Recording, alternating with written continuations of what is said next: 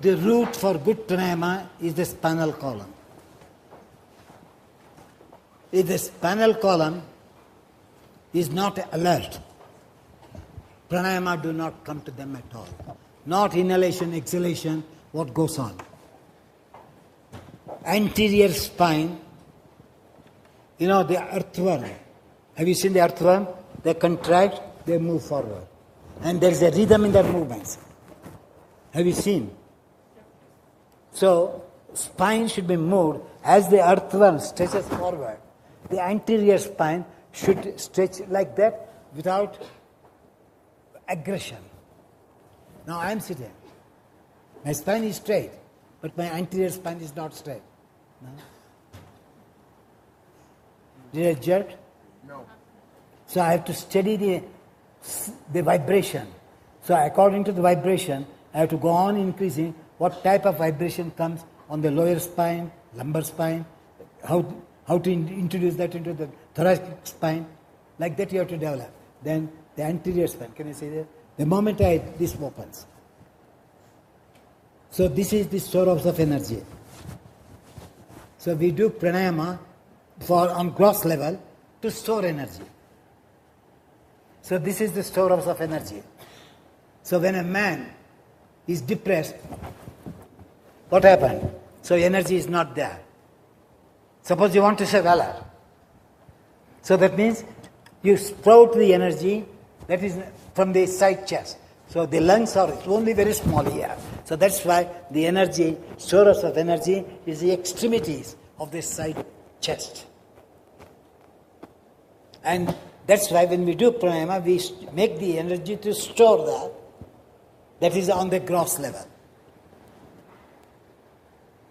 But pranayama, as yesterday in one of the class I said, that people call this temple. Is it not? So the temple is like the gate of the church. If the main gate of the church is closed, can you go inside? So this is the door, this temple door, for the mind to go inside. So in meditation, when they say, let go, it's not the let going, it is releasing the temples. So if the temples go close to the body, they go close to the bone, cells of the brain, so there is no action. It's only passive reflection. Passive reflection is meditation. So pranayama is half meditation. That's why it is the gate for the mind and the consciousness to go close to the self. You know, Guru Brahma, Guru Vishnu, Guru Devo, Maheshwara, you have all heard and said, is it not? So God has got three forms, which according to our mythology, Brahma, Vishnu and Maheshwara. Brahma is the creator, Vishnu is the organizer, Shiva is the destroyer. So in our breathing, these three murtis, we call them three murtis, Brahma, Vishnu, Maheshwara. So Puraka is Brahma. If you cannot inhale, you are half dead. So that is how to know that inhalation is a generator for analysis or synthesis. And Kumbhaka is to organize, to make the energy to reach the nerve cells so that they are rejuvenated. So after inhalation, Kumbhaka is to organize the drawn in energy to distribute in the body for it to develop the tolerance, perseverance and persistence. That is Kumbhaka. Not just holding the breath for 1 minute. And so I can hold for half a minute. But did the energy reach the tip of the nerves is the Kumbhaka. So that's why it is known as generator G, organizer O. Exhalation, vicious air, which has been used, becomes a toxin, so release the breath, so Shiva is Rechaka. So Brahma is Puraka, Kumbhaka is Vishnu, Rechaka is Shiva. So without his name, with whatever country we belong to, we follow GOD. generating force, organizing force, destructive force. So that is now, it is known as Puraka, Kumbhaka, Rechaka. When you are all doing pranayama, the spiritual aspect of pranayama is not the length of the inhalation, length of retention, length of exhalation. That's one part. Because Yajnavalkya was the master of pranayama. It is Yajnavalkya who introduced Vishamavritti pranayama, not others. So Samavritti pranayama, there are so many divisions, which I don't want to go into that. What I want you to experience is, yesterday I spoke about the empty cup, brain, how to empty the brain, full brain. So if the cup is full, you search for the empty cup. Right? Is it not? So similarly, you should know that the body is the vessel. The breath is the its content. Though I can say Atma is also its content. But for pranayama's sake, the content for pranayama, container for the pranayama is the trunk. So the container takes the content, the breath, so that it finds, the content finds its level in the container. That is Puraka. Follow?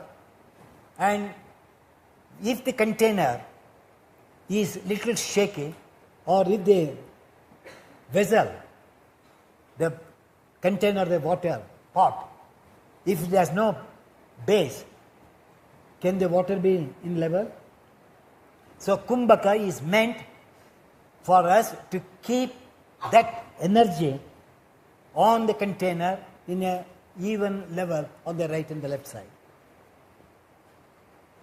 And exhalation is that used air, which has no value, you leave it. So that is known as empty cup. So when you are emptying the cup, is the cup empty or is the cup have something? Huh? If you have not understood, you have a vessel. If you press the vessel into the water goes in, but something has to come out for the water to go in. The air comes out. So nothing is empty. So empty vessel has air. So if it is filled with water, the water is full, the air has come out. So that is the vessel of the chest. Vessel in pranayama. So when you are inhaling,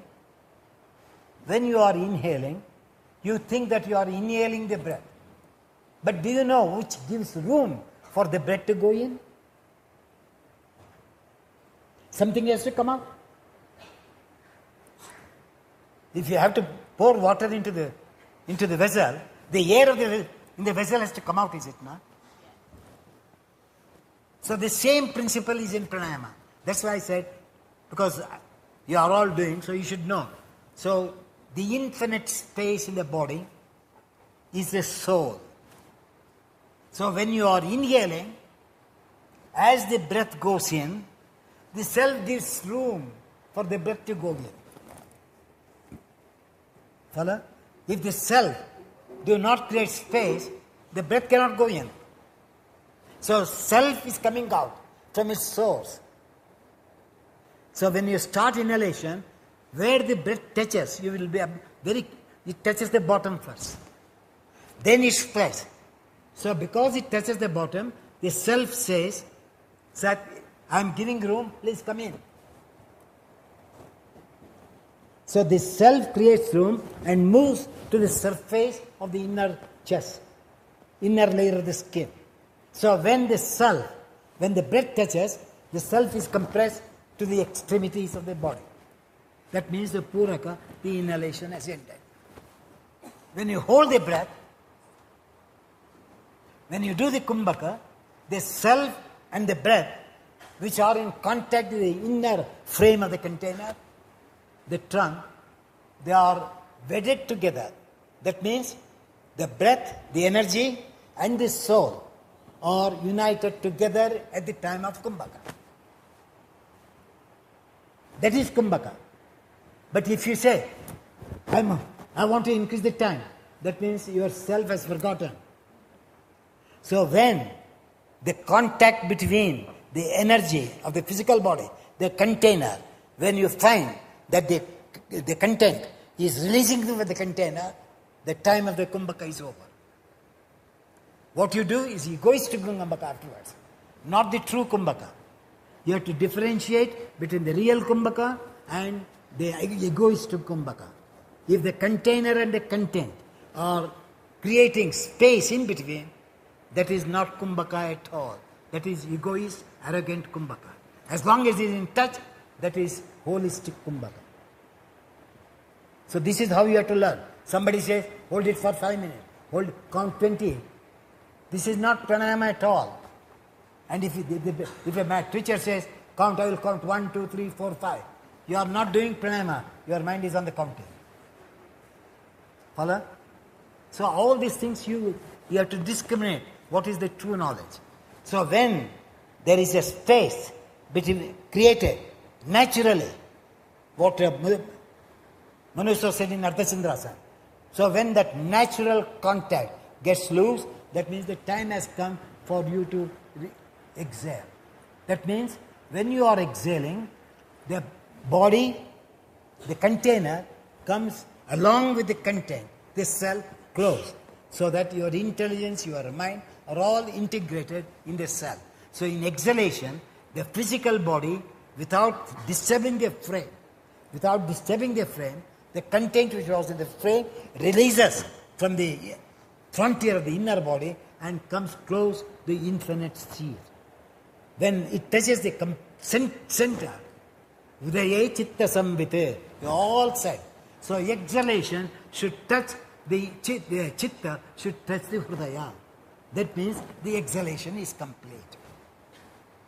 Follow? That means what I said, the empty cup and the full cup. So you are emptying the cup in exhalation.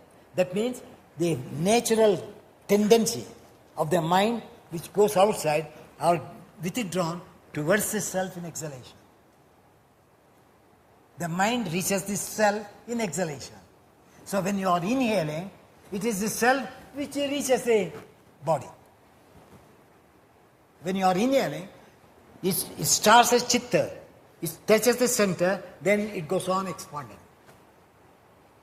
Then it comes in contact with the physical body. So the Atma comes in contact when the inhalation is complete. That means the Atma has touched the inner container, the body. Don't say, can I take 10 seconds more? Can I take 1 second more? Increase? No. This you have to learn.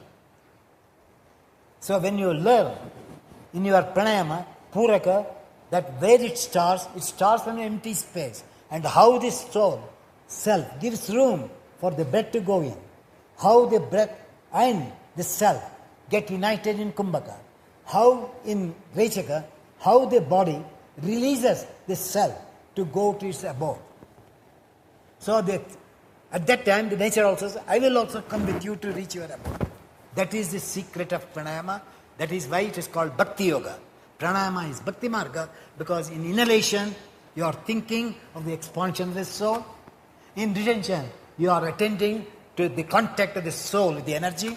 And in exhalation you make the body to follow the self.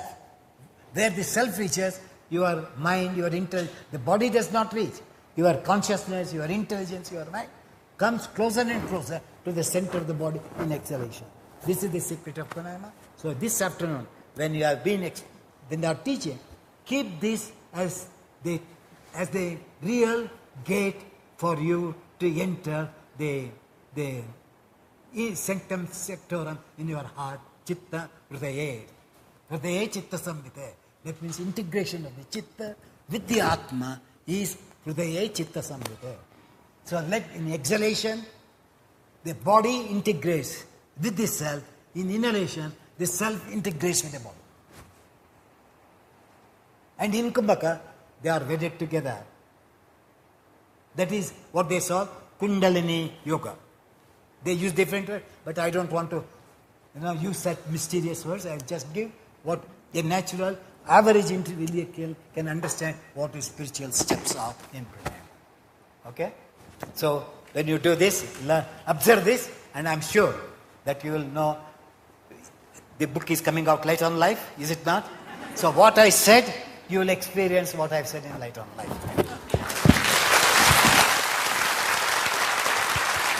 Thank you.